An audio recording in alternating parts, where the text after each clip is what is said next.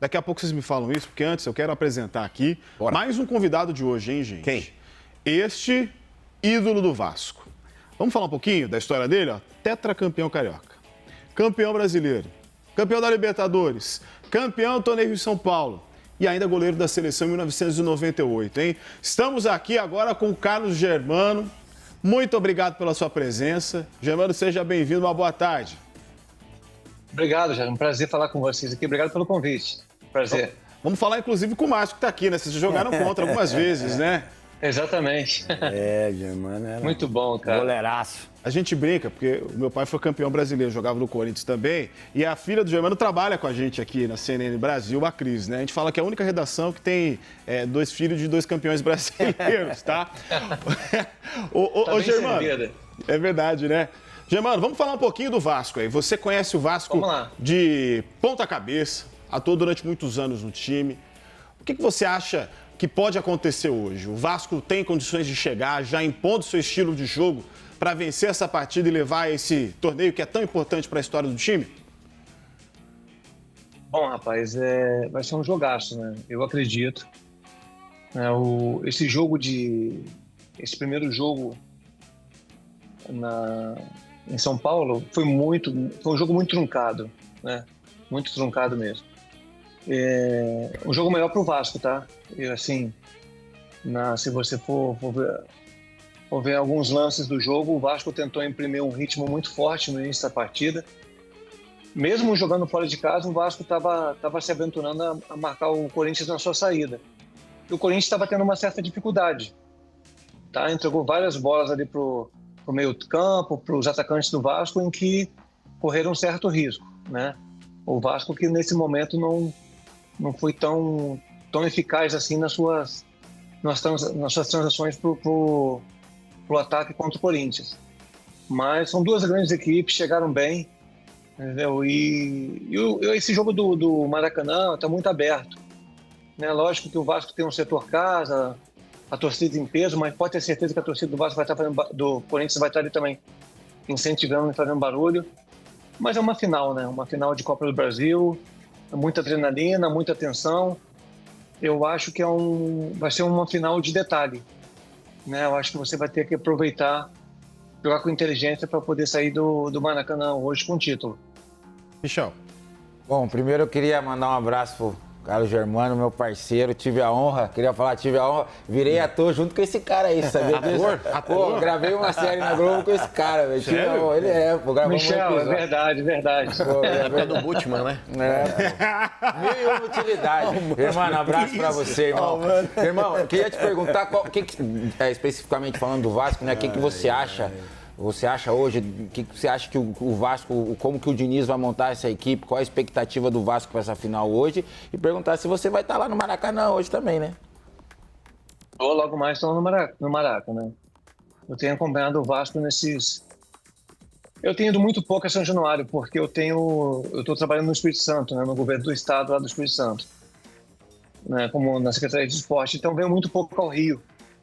Mas eu viajei ontem, já estou aqui, participei dos dois jogos lá contra o Fluminense, né, na semifinal.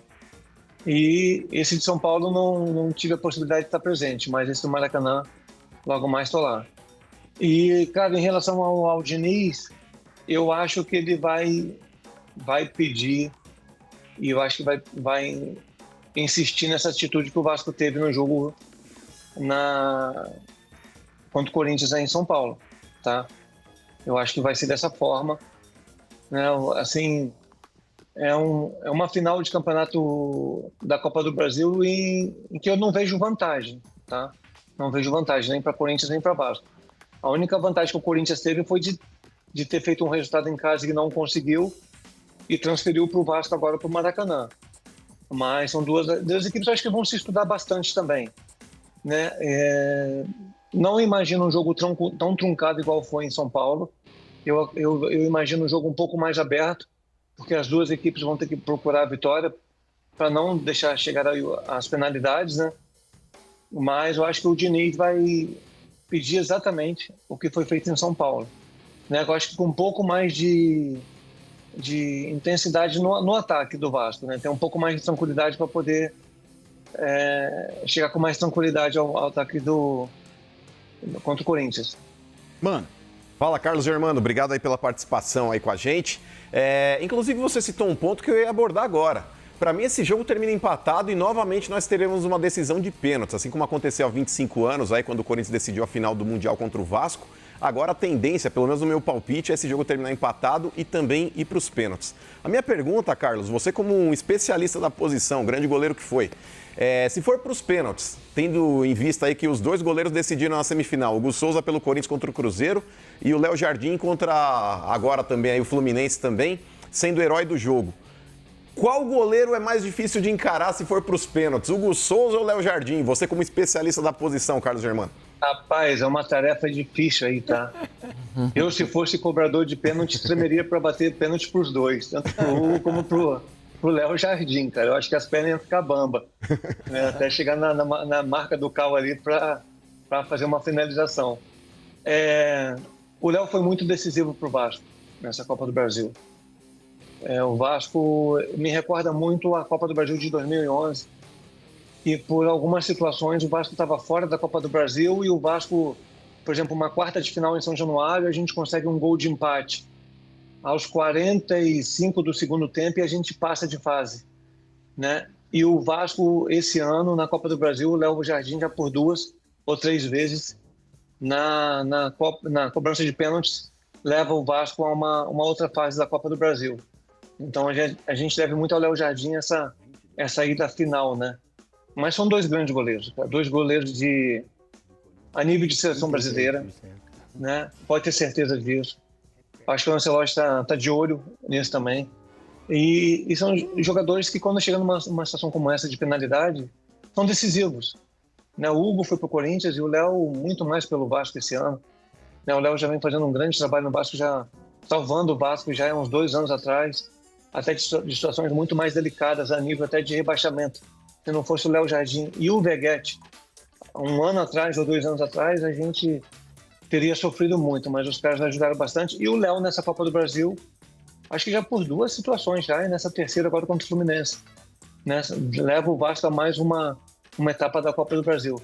Mas, caixinha de surpresa, penalidade é muito difícil, depende muito do cobrador na hora, porque os goleiros pegam pênalti. Tanto o Hugo como o Léo Jardim são exímios defensores de penalidade máxima.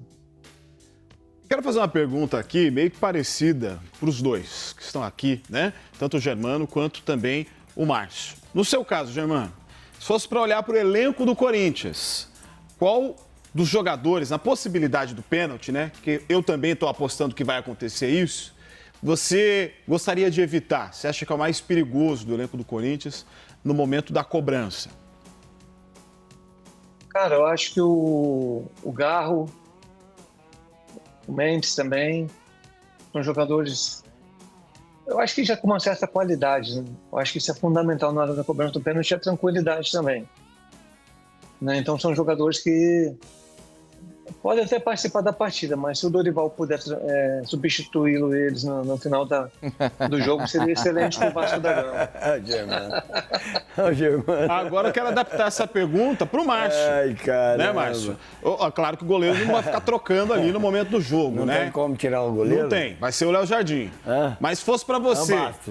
Vamos tirar o goleiro do Vasco. Vamos tirar o goleiro do Vasco. Só se machucar, né? Vamos tirar o goleiro do Vasco, deixar sem... Não é o Põe caso. outro goleiro, pelo amor de Deus. Os dois. Daí, se fosse você naquela final da Supercopa do Brasil, por exemplo, tá o Léo Jardim lá no gol. Qual que seria, eu acho que, na sua opinião, o estilo ideal para se bater esse pênalti contra um goleiro pegador feito o Léo Jardim? Eu, para bater pênalti, era uma negação, cara. Eu não batia pênalti, mas nem cavar a catuça, cara. Nem que você pedisse, o presidente. Nem não batia pênalti. E quando chegava aquelas alternadas e tá chegando a tua hora? Você é louco. Fechava os olhos e batia... Qualquer jeito. O meu negócio não era bater pênalti. Eu não tinha jeito para isso, não. Não conseguia. Agora, nós temos um goleirão. O cara já é um goleirão, cara. Sempre foi... na marca do pênalti, você chega ali com um goleiro desse tamanho aí, meu, abria os braços, tchau, um abraço. E o engraçado, que tanto o Léo Jardim quanto o Hugo, a porcentagem deles é muito perto. É 26 a 33 de porcentagem de pegar pênalti. Então você vê que eles são quase iguais, né? É bem equilibrado. Ou seja, desespero para quem vai estar em campo se isso acontecer, né? É desespero para quem vai bater. Vamos falar de goleiro? Agora eu só vou falar uma coisa. Eu já acho que não vai para pênalti, não vai. Esse jogo não vai para pênalti. Michel, acho que não. Michel não vai. tá... Vasco vai ganhar. O Michel tá provocando o mano, cara. Vai, o Michel, não vai. Esse jogo não vai pra mano, pênalti, ele tá não. doido pra te provocar, mano. Mas é que tá, mas não todas vai. as análises que ele fez esse ano, inclusive do time dele contra o Corinthians, deram errado todas. Tá, mas porque você conta. Por isso que você tá tranquilo? Tranquilo. O apelido do Michel aqui na CNN é boca de cemitério. Não, mas agora falando. Eu acho que independente de que. Eu acho que não vai pra pênalti esse jogo. Não vai. Acho que não. Eu acho que não. Bem, daqui a pouco a gente vai registrar todas essas apostas que vai acontecer e depois a gente vai ver se dá certo, hein? Ô, Germano, eu queria te perguntar uma outra coisa, aproveitando não só a sua experiência como goleiro de tantos anos do Vasco, mas também como goleiro da seleção brasileira e também como alguém que já treinou goleiros, né? Se você fosse o treinador de goleiro de Carlo Ancelotti, se você tivesse, inclusive no lugar do seu companheiro de seleção, Tafarel, quem você levaria? Olha a pergunta, Olha hein? que situação. O Léo Jardim ou o Hugo? Mas os dois têm que ter mais. Eu acho que os dois têm que ter um pouco mais de oportunidade, né? O Hugo acho que teve um pouquinho mais porque jogou, né? Nessa última excursão que a seleção fez a nível de jogos amistosos. Perdão. E o Léo Jardim teve uma convocação, mas não entrou em campo, né? Eu acho que o Léo merecia uma chance aí de fazer pelo menos um amistoso antes de uma Copa do Mundo, porque tudo tem que ser uma análise, né? Assim, uma coisa é você jogar no seu clube. Agora, para o cara vestir uma camisa da seleção brasileira, ele tem que ter pelo menos atuado em pelo menos uns 2 amistosos, jogado uma Copa América, uma eliminatória. Né? O Léo não teve isso ainda, mas ele merece. O Léo é merecedor de uma convocação já e para ser analisado dessa forma. O Hugo teve a chance dele, né? Já está ali registrado e com certeza está sendo muito analisado pelo nosso treinador da seleção brasileira. Mas os dois, eu acho que na minha opinião, os dois estão brigando por essa vaguinha aí de disputar uma Copa do Mundo. Você acredita que os grandes protagonistas desse sprint, dessa corrida final da Copa do Brasil são os goleiros? Eu pergunto que, claro, porque a gente viu essa situação dos pênaltis, mas assim, por exemplo, o Corinthians passou boa parte da Copa do Brasil sem levar gols, né? O Vasco também perdeu o jogo já na reta final, né? Diferentemente do que aconteceu ao longo de todo o período da competição, que venceu jogos e empatou outros. Eles são os grandes protagonistas, na sua opinião? Eu acredito sim, e muito também acompanhado do setor defensivo, né? O Corinthians, eu recordo esse último jogo contra o Cruzeiro, no jogo lá no Mineirão, poxa, que a zaga do Corinthians estava implacável, tá? Os caras estavam ali, olho esbugalhado desse tamanho, o Cruzeiro ia ficar ali tentando o dia todo e não ia fazer gol no Corinthians, né? Então, eu acho que tem muito esse trabalho também do Dorival em relação a essa formação defensiva do Corinthians. E o Vasco da mesma forma.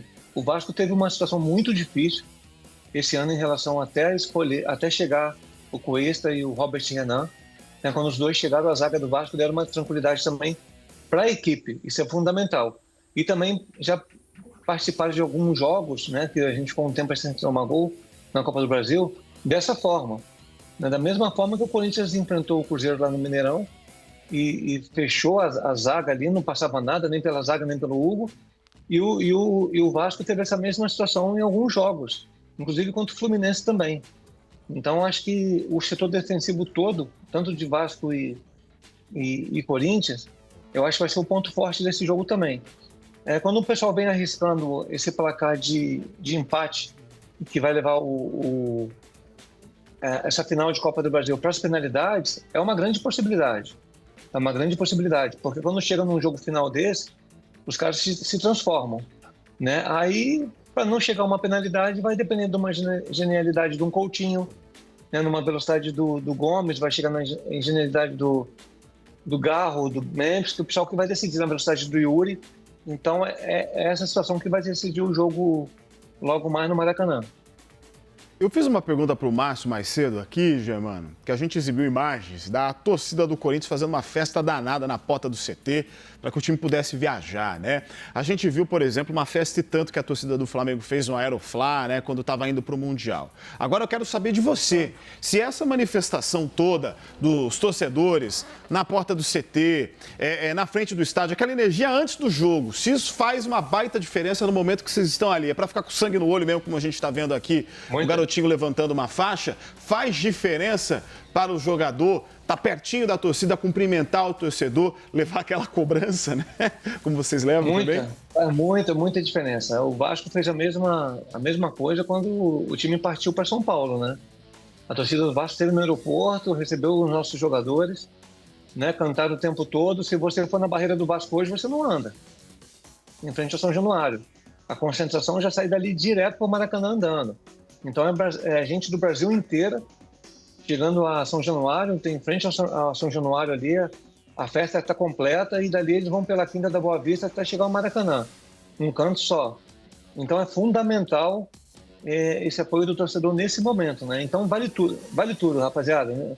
Chega uma final de campeonato brasileiro, né? Copa do Brasil, Libertadores, cara, o torcedor tem que carregar o time no colo. E é isso que a gente vem vendo ultimamente. Ô, Germano, conta pra gente aí, qual que foi a tua final de campeonato, assim, o jogo decisivo mais tenso? Porque eu tô perguntando isso porque eu imagino que pros torcedores e pros jogadores, principalmente de Vasco e Corinthians, hoje é um dia, assim, de nervosismo a mil, né? Então, o jogo de hoje do Vasco, ele praticamente é uma coincidência, porque hoje o Vasco comemora 28 anos do tricampeonato brasileiro de 97, do tricampeonato. E foi justamente no dia 21 de dezembro. Né? E foi, na minha opinião, o jogo mais intenso meu e mais nervoso. Por quê? Porque, diferente dessa final hoje da Copa do Brasil, naquela ocasião do Brasileiro de 97, o Vasco jogava por 2 resultados iguais, por ter feito a melhor campanha. Então a gente empata com o Palmeiras no Morumbi, um jogo truncado, muito parecido com o que o Vasco teve em São Paulo contra o Corinthians. Muito truncado mesmo, Vasco e Corinthians. Foi parecido o Vasco e Palmeiras. Só que no Maracanã, no jogo de volta, o Palmeiras também com um timaço, uma seleção brasileira praticamente, e o Vasco com um timaço, foi um jogo aberto. Foi um jogo de muita finalização. Tanto o Vasco quanto o Palmeiras poderiam ter decidido aquela partida, mas como o Vasco dependia e jogava com o regulamento embaixo do braço, de 2 empates, foi o que aconteceu. Mas eu sofri muito, sofri demais, por quê? Porque foram 15 dias, né, dessas finais de Brasileiro de 97. A gente mudou a imprensa, fazer a tua pergunta, a imprensa maciça, assim, em cima, dizendo o seguinte: se o Germano não tomar gol, o Vasco é campeão. Parecia que eu ia jogar sozinho contra o Palmeiras. Entendeu? Então foi uma tensão enorme. E Papai do Céu ajudou, foi tudo certo. Foram 2 resultados de 0-0 e o Vasco, como jogava com regulamento, foi campeão brasileiro em 97. Só que o jogo hoje, uma das 2 equipes tem que decidir em campo, cara. Mano. Ô, Carlos Germano, você falou agora há pouco a respeito aí dessa recepção de torcida que faz a diferença e tudo mais. Hoje o jogador, talvez ele tenha um acesso à informação que muitas vezes antigamente era mais complicado, porque a gente dependia muito de jornal, mas hoje é tudo meio que viral, é tudo pelo WhatsApp, enfim. O Corinthians, nesses confrontos decisivos com o Vasco, ele tem um retrospecto favorável, muito favorável. Se eu não me engano, acho que são entre 7 jogos decisivos envolvendo finais ou mata-mata, o Corinthians ele levou a vantagem em 6. Isso pesa na hora que entra em campo? O jogador ele tá antenado nesse tipo de notícia também, Carlos Germano? Até depois perguntar também para o Márcio e para o Michel, que eram ex-atletas, se eles tinham esse acesso à informação e se isso mexe com o psicológico aí, talvez aí antes do jogo. Psicológico, acho que nem tanto, mas que o Corinthians está atravessado e o Diniz com certeza vai estar utilizando isso na preleção dele logo mais com os meninos do Vasco, pode ter certeza. Eu acho que hoje em dia nem tanto, né, rapaziada? Você vê que essa aproximação do torcedor com os jogadores, com os atletas, é um pouco mais distante. Né? Antigamente a gente treinava em São Januário e véspera de um jogo desse, São Januário estava lotado. Né? Então, quando você parte por CTs, você tem uma certa distância do seu torcedor. Né? Mas essas informações, toda essa tecnologia que a gente tem hoje, deixa um torcedor confiante, né, no quesito de toda essa forma de ver o passado e a retrospectiva de que o Corinthians tem se dado melhor em alguns jogos, né, a maioria dos jogos contra o Vasco, mas ao mesmo tempo, né, eu acho que serve de um incentivo maior para o Diniz e para os jogadores vascaínos dizer o seguinte: cara, vamos botar um basta nisso, hoje tem que ser do Vasco. Né? Então é um jogo de xadrez, todo mundo vai puxar e vai motivar as suas equipes da melhor maneira. Acredito que o Dorival deva estar falando também. Né? A nossa retrospectiva contra o Vasco é favorável. Então vamos jogar a bola para os caras, vamos deixar eles nervosos e a gente vai utilizar de outra forma para conseguir conquistar o jogo. Bem, Germano, já são 2 horas da tarde, eu sei que você está na casa da tua filha, vou te liberar para o almoço, tá certo? Muito obrigado pela entrevista. Só para a gente finalizar, hein? Sugestão de placar, qual a sua aposta? Rapaz, eu sou um cara muito otimista. 2-0 Vasco da Gama. 2-0 Vascão, hein? É isso aí. Começamos com... Olha só, o Michel também. Já quero saber, inclusive, a aposta de vocês em seguida, hein? Começamos com o Carlos Germano, ídolo do Vasco. Germano, muito obrigado pela sua entrevista, viu? Um abraço, rapaziada. Michel, Márcio, forte abraço para vocês, toda a equipe aí, cara. Um abraço.